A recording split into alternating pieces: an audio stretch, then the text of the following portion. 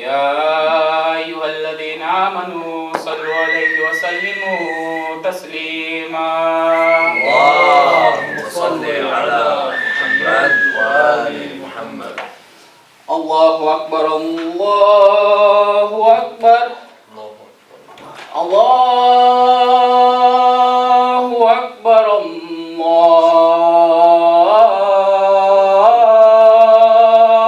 أكبر. أشهد أن لا إله إلا الله. أشهد أن لا إله إلا الله. أشهد أن لا إله إلا الله.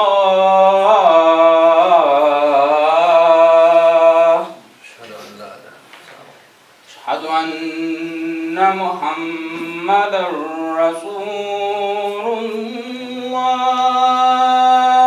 اللهم صل على محمد وآل محمد. أشهد أن محمدا رسول الله.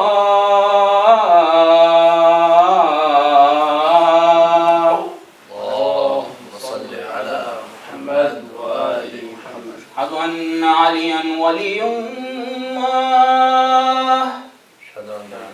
أشهد أن عليا حجة الله.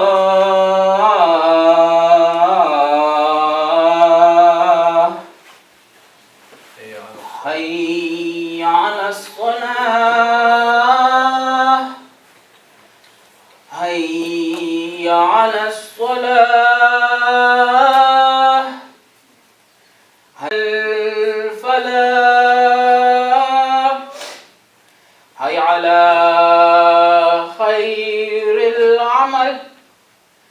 حي على خير العمل. الله أكبر الله أكبر. لا إله إلا الله. لا إله إلا الله. وصلى الله على محمد وعلى محمد. اللهم صل على محمد وآل محمد. السلام عليكم ورحمة الله وبركاته. بسم الله الرحمن الرحيم. الحمد لله رب العالمين. الحمد لله خالق الخلق باسط الرزق خالق الإصباح ذي الجلال والإكرام والفضل والإنعام الذي بعد فلا يرى وقرب فشهد النجوى تبارك وتعالى. وأشهد أن لا إله إلا الله وحده لا شريك له إلها أحدا فردا صمدا حيا قيوما لم يتخذ صاحبة ولا ولدا. وأشهد أن محمدا عبده ورسوله. اللهم صل على محمد وعلى آل محمد وبارك على محمد وعلى آل محمد وترحم على محمد وعلى آل محمد وتحنن على محمد وعلى آل محمد كما صليت وباركت وترحمت وتحننت على إبراهيم وعلى آل إبراهيم إنك حميد مجيد. عباد الله، أوصيكم ونفسي بتقوى الله ونظم أمركم وصلاح ذات البين فإنها خير من عامة الصلاة والصيام. قال الله تعالى في كتابه الكريم: بسم الله الرحمن الرحيم: وما أرسلناك إلا كافة للناس بشيرا ونذيرا ولكن أكثر الناس لا يعلمون. Respected brothers and sisters, صلوا على محمد وآل محمد. اللهم صل على محمد وآل محمد. The beauty of Islam is that it is a universal religion. It is a religion that comes without barriers, without racial barriers, without ethnic barriers, without social barriers. Any person can join the religion of Islam. Any person can be a Muslim, and any person can be a great Muslim, not just an average Muslim. no matter what language you speak, no matter what culture you come from, no matter what nationality you are, you can be a great Muslim. There are no class systems. There's no class system in Islam. There's no racial system in Islam. And Islam is not limited to a particular country, nationality, and ethnicity. This is what makes Islam such a great religion. This is what makes Islam the fastest growing religion in the world. Why? Because Islam accepts everyone. Islam accepts the white and the black and the Arab and the non-Arab, the sinner and the non-sinner. Everyone is accepted in the religion of Islam. Whereas there are other religions that do not allow conversions. There are other religions that are limited to a particular group of people. For example, the Hindu religion. By its name, you can tell that this is a religion that is limited to a particular group of people. Or for example, certain denominations of the Jewish faith. The Orthodox Jews, there are certain denominations that do not accept conversion. You have to be born as a Jewish person in order to be a Jewish person. You cannot convert into Judaism. And there are other religions that limit the number of people and who can join that particular religion. Whereas when we look at the religion of Islam, we see that it is a religion for everyone. It is a universal religion. And this is the beauty of the religion of Islam. Allah subhanahu wa ta'ala describes Rasulullah sallallahu alayhi wa alihi. He tells him, وَمَا أَرْسَلْنَاكَ إِلَّا كَافَّةً لِلنَّاسِ بَشِيرًا وَنَذِيرًا. Verily, you have been sent to all people as a person of good news, a giver of good news, and a warner. Allah doesn't say, Ya Muhammad, Ya Rasulullah, you were only sent to the Arabs, you were only sent to Quraysh, you were only sent to people that speak one particular language. In another verse, Allah says, وَمَا أَرْسَلْنَاكَ إِلَّا رَحْمَةً لِلْعَالَمِينَ. Verily, you were sent only as a mercy to all of humanity, to all of mankind. What does this mean? This means that the religion of Islam is not limited.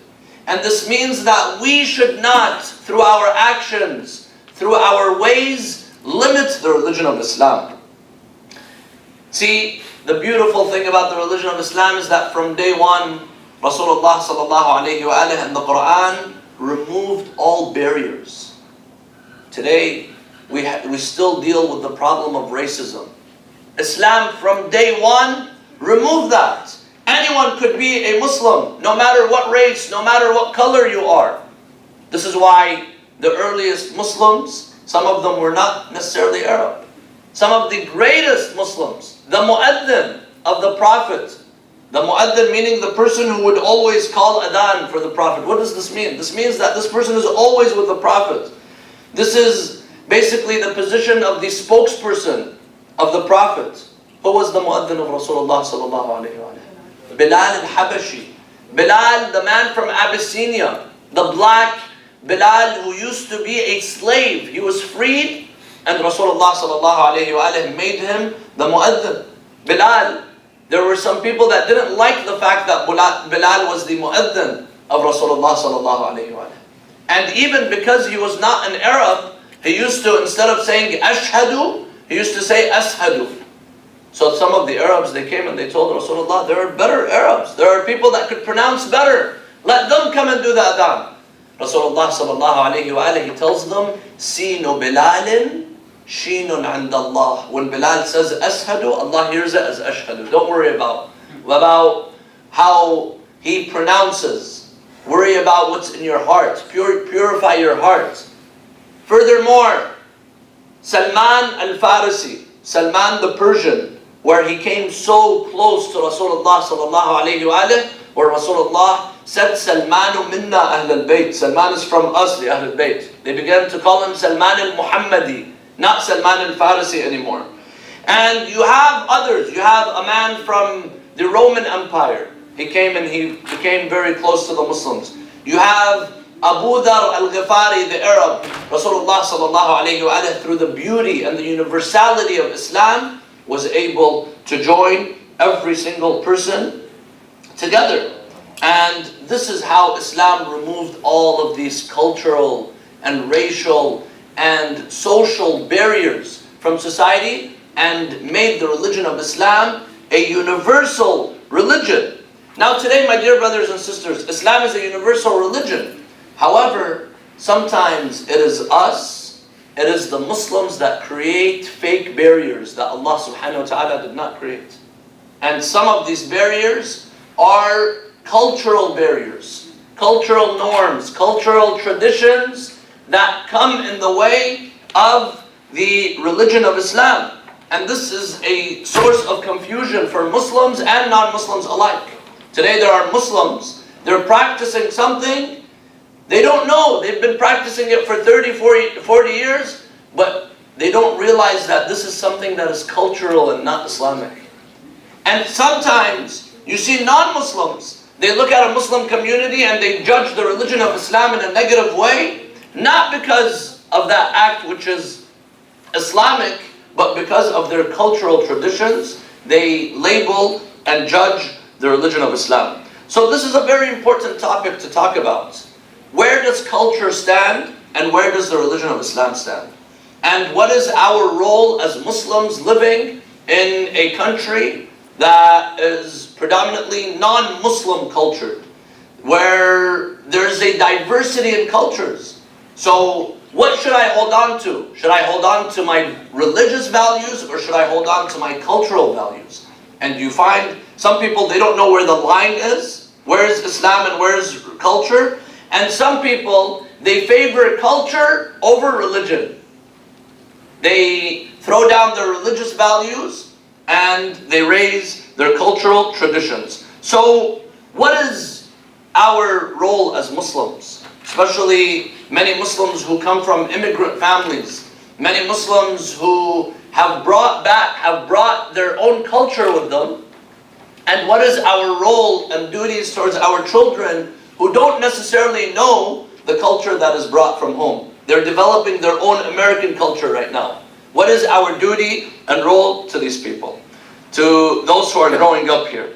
So it's very important to distinguish between Islam and culture. And this is something very important that we all need to know. And the only way we can know this is when we know what is Islam. When we know what does Allah subhanahu wa ta'ala want from us. What does the Quran tell us? And here comes to a question. Is Islam against cultures? Because some people, they have the idea, anytime you tell them something, oh, this is haram, this is makruh, this is wrong, this is wrong. Is Islam against cultures?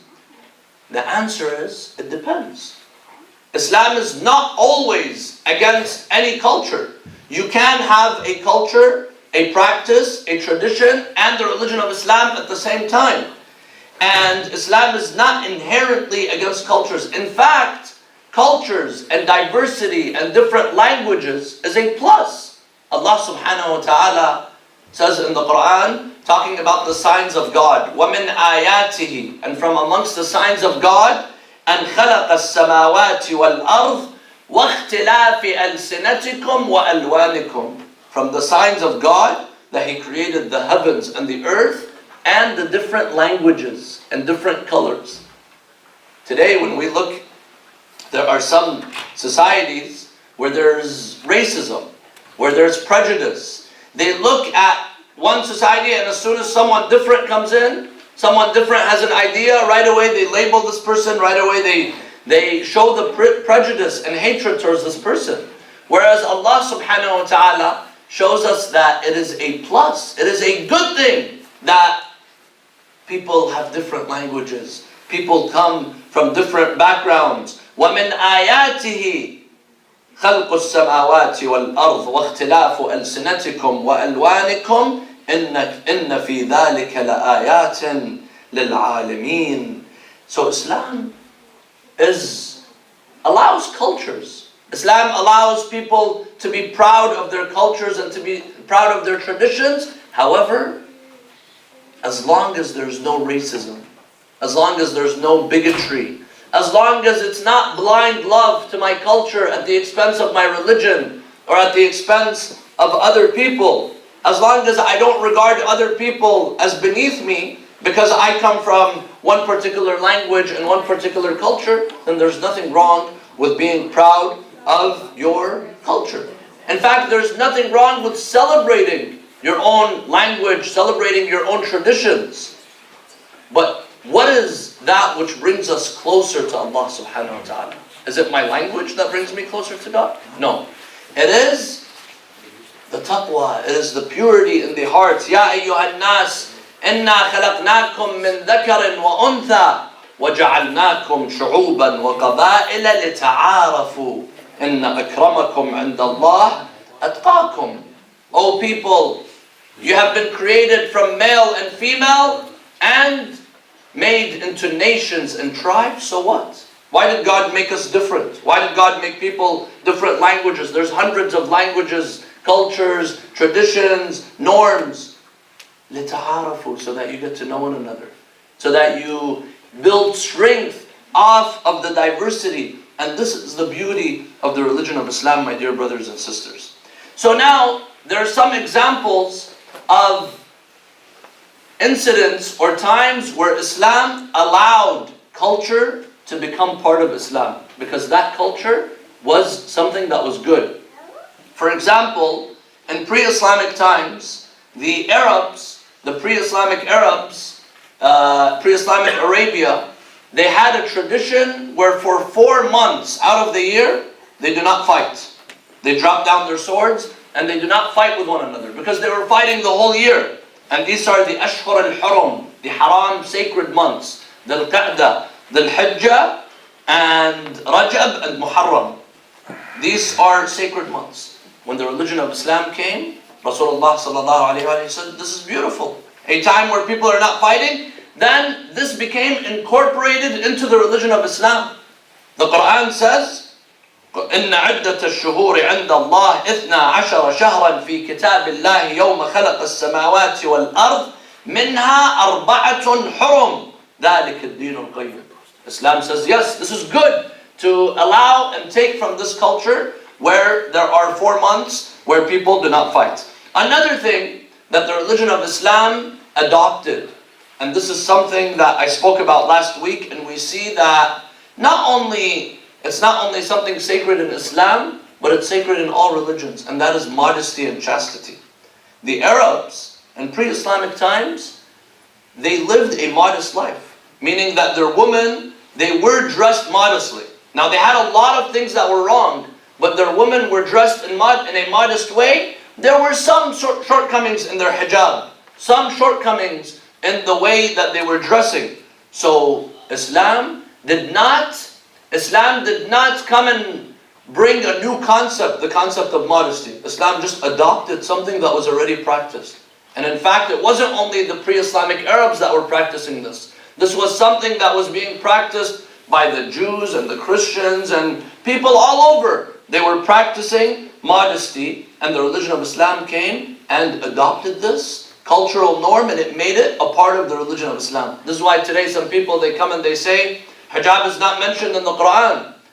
Yes, in that way where it says cover your hair, it's not mentioned in this particular way. However, that is because they were already wearing hijab. So the Quran, it comes and it says, وَلْيَضْرِبْنَ بِخُمُرِهِنَّ عَلَى جِيُوبِهِنَّ. The khimar that they're already wearing it, let them cover themselves better with it. That means this was something that was already there. Islam comes and says, wear it better. And it progresses it. Now, these are examples of where culture and Islam go hand in hand. However, there are incidents, there are times where culture and Islam, or pre-Islamic culture and Islam, there was a clash. And we see that there are examples of this, and that is when people hold on so sacredly to their culture, to their norms, where they began to show bigotry. They began to show hatred to other people. If someone is from a different culture, someone's from a different village, someone's from a different nationality, someone who speaks a different language, they would show hatred to this person. And this is blind bigotry and arrogance, and this is something that all religions stand against. And this was a major challenge for all of the prophets. Allah says in the Quran, وَكَذَلِكَ مَا أَرْسَلْنَا مِنْ قَبْلِكَ مِنْ قَرْيَةٍ مِنْ نَذِيرٍ إِلَّا قَالَ مُتْرَفُوهَا إِنَّا وَجَدْنَا آبَاءَنَا عَلَى أُمَّةٍ وَإِنَّا عَلَى آثَارِهِمْ مُقْتَدُونَ. Allah says we sent prophets to people, and what would they say? They say, our forefathers, they were practicing this, and we want to follow it. Even though it's something that is backwards, even though it was something that was wrong, the worship of the idols. The prophets, they come and they tell them, worshipping idols is haram, worshipping idols is illogical, worshipping idols is wrong. But they say, because our forefathers were doing this. And then the prophets would tell them, قَالَ أَوَلَوْ جِئْتُكُمْ بِأَهْدَى مِمَّا وَجَدْتُمْ عَلَيْهِ آبَاءَكُمْ قَالُوا إِنَّا بِمَا أُرْسِلْتُمْ بِهِ كَافِرُونَ. The prophets would tell them, I'm bringing you something that is better than what your ancestors and forefathers used to do. They say, no, we don't accept what you, even though it's reasonable, even though it's logical, we reject it, and we're going to blindly follow our forefathers. One of the challenges that Islam, there was a clash between the pre-Islamic culture, was the patriarchal society, the patriarchal mindset, the misogyny, the hatred towards women, not allowing women to have a role in society. And Islam came and right away it removed this. Allah subhanahu wa ta'ala says, in the eyes of God, men and women are equal. You cannot say one is better than the other. In the eyes of Allah. Now does this mean that they are the same? No. Because men are men and women are women. There's different needs for every person. However, they are equal in the eyes of Allah. And Allah says in the Quran, إِنَّ الْمُسْلِمِينَ وَالْمُسْلِمَاتِ وَالْمُؤْمِنِينَ وَالْمُؤْمِنَاتِ وَالْقَانِتِينَ وَالْقَانِتَاتِ وَالصَّادِقِينَ وَالصَّادِقَاتِ وَالصَّابِرِينَ وَالصَّابِرِينَ. The Quran keeps saying the believing men and the believing women, the men who pray and the women who pray, and the men who do qunut and the women who do qunut. They're all equal in the eyes of Allah subhanahu wa ta'ala. أَعَدَّ اللَّهُ لَهُمْ مَغْفِرَةً وَأَجْرًا عَظِيمًا. Everyone receives a reward from Allah subhanahu wa ta'ala. Another place where we see that there was a clash in pre-Islamic Arabs, pre-Islamic times with Islam and the Quran is the racism that was very prevalent in society. And we spoke about how Rasulullah sallallahu alayhi wa alayhi removed that. How Rasulullah sallallahu alayhi wa alayhi brought people together despite their diversity, despite their differences. Rasulullah sallallahu alayhi wa alayhi brought people together. Rasulullah created social security. What does this mean? This means that he removed the social inequality. He came and he gave every person, men and women, white and black, he came and he gave them their own salary. Each one would receive equally from the Muslim Bayt al-Mal, from the Muslim treasury. While in pre-Islamic times and after the death of the Prophet, there were others that came and they started favoring the Arabs over the non-Arabs. They started favoring one group of people over another group of people. And this is the social justice and social equality that the religion of Islam brought. We will stop here to go on to the second khutbah. Bismillah ar-Rahman ar-Rahim. قل هو الله أحد الله الصمد لم يلد ولم يولد ولم يكن له كفوا أحد. صلوا على محمد وآل محمد. اللهم صل على محمد وآل محمد. بسم الله الرحمن الرحيم. الحمد لله رب العالمين. الحمد لله الذي يجيبني حين أناديه ويستر علي كل عورة وأنا أعصيه ويعظم النعمة علي فلا أجازيه. نحمده ونسبحه ونقدسه على آلائه ونعمائه. من يهد الله فهو المهتدي ومن يضلل فلا هادي له من بعده. وأشهد أن لا إله إلا الله وحده لا شريك له. وأشهد أن محمدا عبده ورسوله.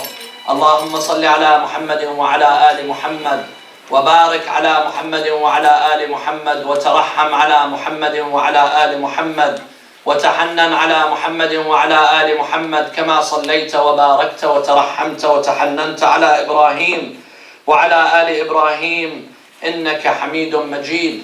اللهم صل على علي أمير المؤمنين وقائد الغر المحجلين إلى جنات النعيم، وصل اللهم على الصديقة الطاهرة فاطمة الزهراء سيدة نساء العالمين، وصل اللهم على سبطي الرحمة وإمامي الهدى الحسن والحسين سيدي شباب أهل الجنة، وصل اللهم على أئمة المسلمين علي بن الحسين ومحمد بن علي وجعفر بن محمد وموسى بن جعفر وعلي بن موسى ومحمد بن علي وعلي بن محمد والحسن بن علي والحجة الخلف الهادي المهدي، عجل الله تعالى فرجه الشريف وجعلنا من أنصاره وأعوانه والمستشهدين بين يديه.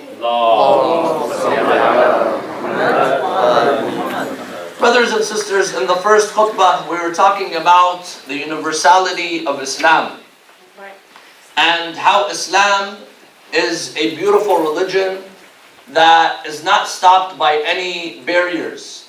You could be the best Muslim no matter what language you speak, no matter what culture you have, no matter where you're from, you can be a good Muslim. Islam is not made in a way where one group of people, they get privilege over everyone else. Even some people, they think that if you're an Arab, for example, you get privilege in being a Muslim because you could pronounce. Now yes, we have certain rules. Salah, the prayer, it needs to be done in the Arabic language. The Quran and the Salah, it needs to be done in the Arabic language. However, you could recite Quran out of prayer, and you could recite it in any language. You could recite dua in any language. Your supplication when you speak to God, our scholars, they say the qunut in the Salah, you could do it in your own language because it's a dua. So yes, you're not allowed to speak in the Salah, but if you're doing dua, then you could do it in your particular language. And this is the beauty of Islam. This is the beauty of the religion of Islam, where it is made in a way where it is a universal religion. However, sometimes you see that there are barriers. There are man-made barriers that stop people from accepting the religion of Islam. And we were talking about cultures. We were talking about some traditions. Now, not all traditions are bad, but there are some traditions that become an obstacle for a person to become a good Muslim. And we see that sometimes these internal obstacles, these barriers, this hatred, this prejudice, this racism, sometimes you might find someone who's a very apparently this person looks like a very good Muslim. They pray, they fast, they go to Hajj, but they're still carrying arrogance with them. They're still carrying takabbur with them. They still have pride in their heart. And this is un-Islamic, my dear brothers and sisters. Rasulullah sallallahu alayhi wa alihi, he says, من كان في قلبه حبة من خردل مثقال حبة من خردل من عصبية حشره الله مع أعراب الجاهلية.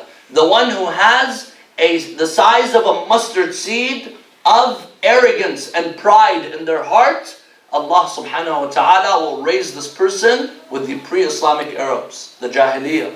Why? Because Islam is supposed to remove that. Islam is supposed to create brotherhood and sisterhood amongst us. Islam is supposed to bring us all together. However, you find there are Muslims that continue to have this arrogance and these barriers within their lives. A few days ago, a few months ago, and weeks ago, we were commemorating Imam al-Hussein alayhi salam. The head of Imam al-Hussein, the grandson of the Prophet, was brought all the way to Damascus. And Yazid, when he sees the head of Imam al-Hussein, what does he say? He starts remembering the battle of Badr. The battle of Badr where Rasulullah and Imam Ali, they fought against the ancestors of Yazid. Bani Umayyah, they were fighting the Muslims. So what does he begin to say? He begins to say, Layta ashyakhi bi Badrin shahidu. Only if my ancestors who were in Badr, they could see that I have the head of Hussein in front of me. What does this mean? This means that you could call yourself a Muslim, but if your actions are un-Islamic, if your heart is filled with bigotry, then you're not going to be a true Muslim. And this is what we need to learn. We need to know that Islam is about the inside. Islam is about the principles and the values that you hold And this is something that is very important. And until today, we see that this is a struggle in some communities. In some communities, you go to some mosques and they will tell you this mosque is for this particular people. You go to some communities and they will tell you that women are second or third or fourth class citizens in this community. They don't have a right, they don't have a voice, they don't have anything. And this is un-Islamic. This is wrong. Where there is gender bias, where there is patriarchy, where there is racism. And this is un-Islamic. Last week we talked about the explosion that took place in Afghanistan with the Hazaras that were killed in a school. A school where there were over 30 girls, mostly Shia and Hazara, and girls. And you see everything is against them. Because they're girls, society is against them. Because there are some that believe education is only for the men. A girl does not deserve education. And this is un-Islamic. Rasulullah sallallahu alayhi wa alayhi, he says, طَلَبُ الْعِلْمِ فَرِيضَةً. Seeking knowledge is a duty upon men and women. عَلَى كُلِّ مُسْلِمٍ وَمُسْلِمَةٍ. It doesn't say seeking knowledge is a duty only for men. So, because they're girls, it's against them. Because they're Shia, they're also a minority and they're targeted. And because they're Hazara, which is a group of people that are in Afghanistan and also Pakistan and other places. So because they're a minority, ethnic minority, they are targeted. And this is something that the religion of Islam is definitely against. So if we want, my dear brothers and sisters, if we want Islam to survive in the West, if we want Islam to survive in America, and if we want our children to carry Islam, can someone get the phone please? If we want our children to carry the religion of Islam, then we have to change our ways. Then we have to remove the bigotry, and perhaps we should not be blinded, and we should not be carrying the baggage, the bad cultural baggage. Now there are good cultural aspects that we should introduce to society here. However, we should not bring the negative things. After all, this land and this country was established based on diversity. There's nothing wrong with being diverse. There's nothing wrong with bringing your own culture. But do not confuse and conflate Islam with a bad cultural norm. And furthermore, if we want Islam to survive, we have to be willing to stand against cultures, American cultures. We talked about don't bring in your bad baggage with you. Don't bring in the bad norms with you. But also you have to be bold enough and strong enough to not accept any culture that you're being indoctrinated with. Something that is bad. Now in America there are some good cultures, there are some good habits, and there's also some bad things. There's also some bad things. For example, I don't want to generalize, but we see that there's lack of respect within the family sometimes. The moral values are not there. The family values are not there. You find a guy, he calls his father by his name. Or you find there is this lack of respect and affection towards the parents. As soon as the parents are old, yalla, send them to the nursing home and you don't have anything to do with them. This is un-Islamic as well. Another thing that is negative that we have to stand against is the lack of modesty and chastity within society. This is wrong. And just because I want to be accepted into society doesn't mean that I have to accept something that is wrong. There's a word in the Arabic language, it's called ghira. This word doesn't have an English translation, because unfortunately there's no ghira in some places. What does ghira mean? Ghira means where you are concerned about the way, for example, someone looks at the woman in your family. You don't find that this is something that is sacred here. Some people, they come and they say, whatever, however it is, let's just deal with it. Where this is something that the religion of Islam stands against. So we have to hold on to the Islamic values, Islamic principles. We have to at the same time integrate into society, but there's two different types of integration. Here there's two models. They say the melting pot model and the salad bowl model. The melting pot meaning you go in Anyone who comes in here, you melt in this pot and you take up a different shape, a different form. Is that always good? No, because at the end of the day, you have your own identity, you have your own principles, you have your own values. So the salad bowl model is probably the better one, where you go in with your own identity, you preserve your principles and your values. Now maybe the flavor might change here and there, but you remain the same. You hold on to your principles and your values. And in a time when people are losing themselves, be bold and hold on to your identity and hold on to your principles if you know that you're with the truth. Since you're with the truth, then there's no shame in holding on to your principles and your values. My dear brothers and sisters, this was the message today. We ask Allah subhanahu wa ta'ala to bless you all, to preserve you, to preserve your families, and we ask Allah to give us more, no school on Friday, right? Yes. Because alhamdulillah, the attendance was better today. And tomorrow, inshallah, tomorrow Saturday we're doing the mental health. Tomorrow Saturday at 7:30 p.m. we are doing an event here, a panel discussion on mental health. And there's going to be some therapists, some experts on mental health, and we're going to be also talking about giving the religious response to the question of why do we struggle. We ask Allah subhanahu wa ta'ala to bless you all. We also, today we announced the December 2nd, 6:30 p.m., the first fundraising dinner for Mecca. And we encourage you all to show your support to this organization that has just started. It's been less than a year. We are in need of the support and we are in need of the growth. And we ask all of you to support us in that. A dear friend and brother who's in the hospital has asked for dua. We'll recite this verse 3 times. Bismillah ar-Rahman ar-Rahim. Amman yujibu al-muttarra idha da'ah wa yakshifu as-su'. Amman yujibu al-muttarra idha da'ah wa yakshifu as-su'. Amman yujibu al-muttarra idha da'ah wa yakshifu as-su'. Nas'aluka Allahumma wa nad'uk bismika al-azim al-a'zam الأعز الأجل الأكرم يا الله يا الله يا رحمن يا رحيم يا مقلب القلوب ثبت قلوبنا على دينك اللهم اغفر للمؤمنين والمؤمنات الأحياء منهم والأموات تابع اللهم بيننا وبينهم بالخيرات إنك مجيب الدعوات إنك غافر الخطيئات إنك على كل شيء قدير وإلى أرواح المؤمنين والمؤمنات نهدي ثواب الفاتحة